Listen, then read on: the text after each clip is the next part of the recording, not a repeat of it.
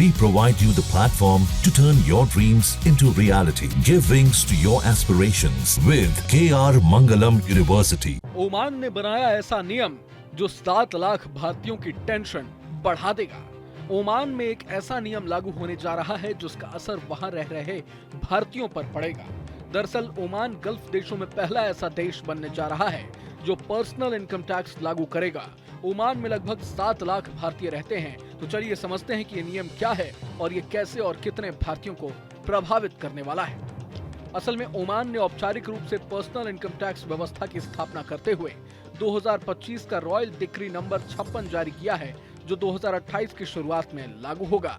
हालांकि 2028 में यह नियम लागू होगा। इस नियम के तहत सिर्फ हाई लेवल की आय वाले लोगों को ही टैक्स चुकाना होगा। असल में ये नियम ओमान में जनवरी 2028 से लागू होगा।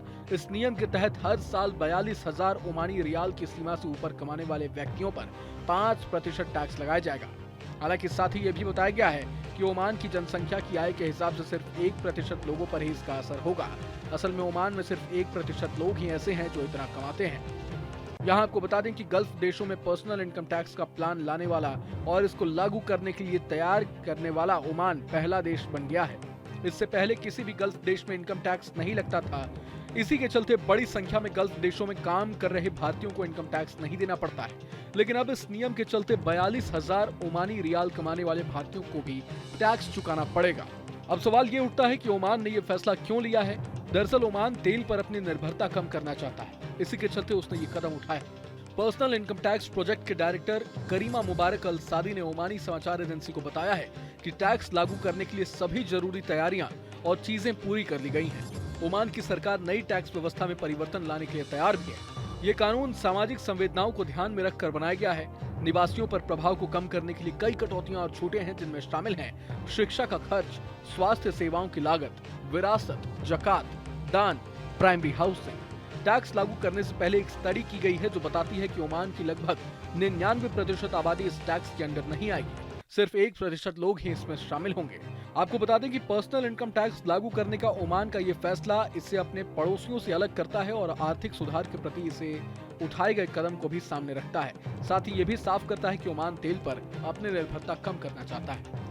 तो जाहिर है कि ओमान में 7 लाख भारतीय रहते हैं जो वहाँ कामकाज के सिलसिले में, पढ़ाई के सिलसिले में गए हुए हैं। लेकिन अब ओमान ने ये बड़ा फैसला लेते हुए जाहिर है कि तेल पर निर्भरता ओमान अपनी कम करना चाहता है। और जो ये टैक्स व्यवस्था 2028 के जनवरी महीने से ओमान में लागू होने जा रहा है, तो इससे वहाँ जो लोग हैं, जो खास करके भारतीय हैं, उनकी मुसीबत बढ़ सकती है। हालांकि ये जो टैक्स व्यवस्था है, इसके बारे में कहा जा रहा है कि ओमान की सिर्फ 1% आबादी जो है वहां पर, उसके जेब पर ही इस टैक्स व्यवस्था का खासा असर पड़ने वाला है। तो ऐसा नहीं है कि 7 लाख भारतीयों पर, तमाम जो लोग हैं उन पर असर पड़ेगा। जो 1% आबादी है उस पर ये खास तौर पर वो इफेक्ट होने वाले हैं इससे। लेकिन पूरे मसले को लेकर आप क्या कुछ सोचते हैं, हमें कमेंट बॉक्स में जरूर बताएं।